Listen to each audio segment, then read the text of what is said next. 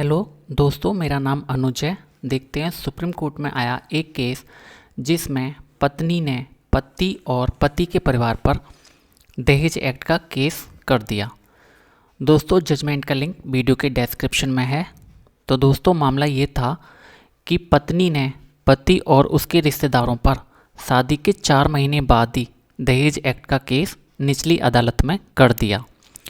इसके बाद मामला सेशन कोर्ट में गया और सेशन कोर्ट ने सिर्फ पति को सम्मन भेजे, बाकी लोगों के खिलाफ मामला बंद कर दिया। इसके बाद विवाद सुलझ गया और पत्नी अपने ससुराल वापस आ गई। इसके 2 साल के बाद पत्नी ने दोबारा दहेज एक्ट की एफआईआर पति और पति के परिवार पर करवा दी। इसके बाद पति और पति के परिवार इस एफआईआर को रद्द करवाने के लिए हाई कोर्ट में रिट दायर की और हाई कोर्ट ने इस रिट को खारिज कर दिया। इसके बाद हाई कोर्ट के इस फैसले के खिलाफ पति के परिवार में भतीजी, सास, नंद, देवर ये चारों लोग सुप्रीम कोर्ट गए।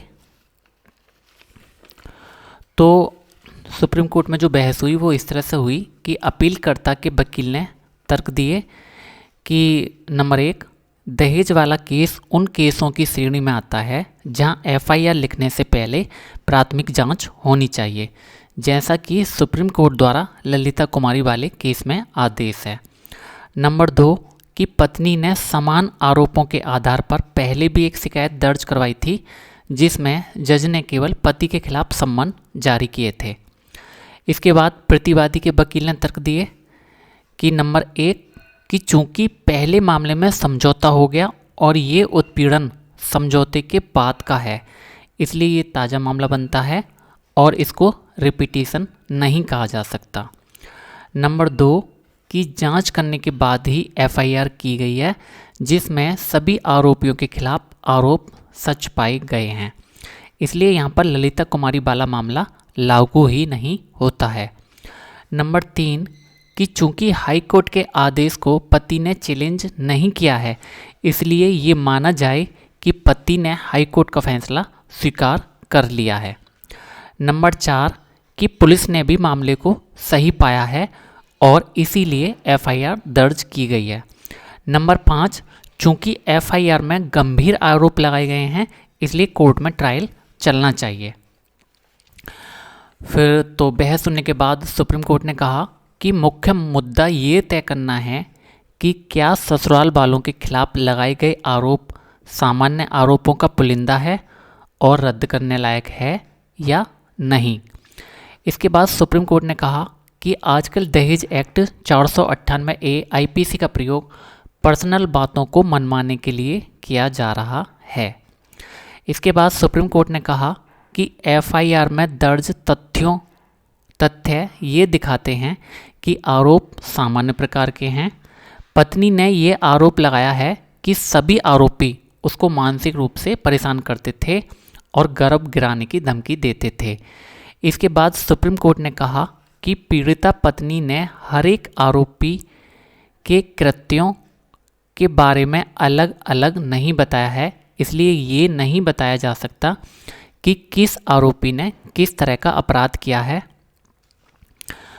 आरोप सामान्य प्रकार के हैं और छोटी कहासुनी के कारण लगाए गए हैं, इसलिए अपीलकर्ताओं के खिलाफ केस नहीं चलना चाहिए।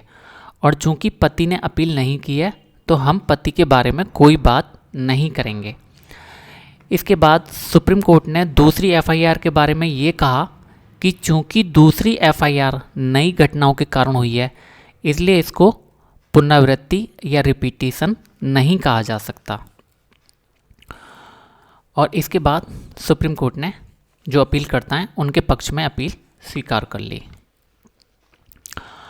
तो दोस्तों, इसमें निष्कर्ष ये निकलता है कि अगर पत्नी पति या पति के खिलाफ कोई केस दर्ज करवाती है, पति या पति के परिवार के खिलाफ कोई केस दर्ज करवाती है, तो उसको प्रत्येक सदस्य यानी कि पति के परिवार के प्रत्येक सदस्य ने उसके साथ जो किया उसमें पत्नी को क्यों, कब, कैसे आदि बताना पड़ेगा। दोस्तों, आप ये सोच रहे होंगे कि आखिर पत्नी के वकील ने प्रत्येक आरोपी का क्या रोल था ये क्यों नहीं लिखवाया, जबकि पत्नी का वकील इन बातों को बड़ी आसानी से लिखवा सकता था। तो दोस्तों इस बात के दो जवाब हैं। पहला कि ये धूर्त वकील ये जानता है कि जितना ज़्यादा झूठ बोला जाएगा उतना ही ज़्यादा चांस होंगे झूठ पकड़े जाने के। दूसरा ये कि ये केस पति से पैसे ऐंठने के लिए किए जाते हैं। बस पत्नी आरोप लगा दे तो थाने, वकील और कोर्ट तीनों की कमाई हो जाती है। तो दोस्तों इस वीडियो में इतना ही, मिलते हैं अगली वीडियो में। Thank you.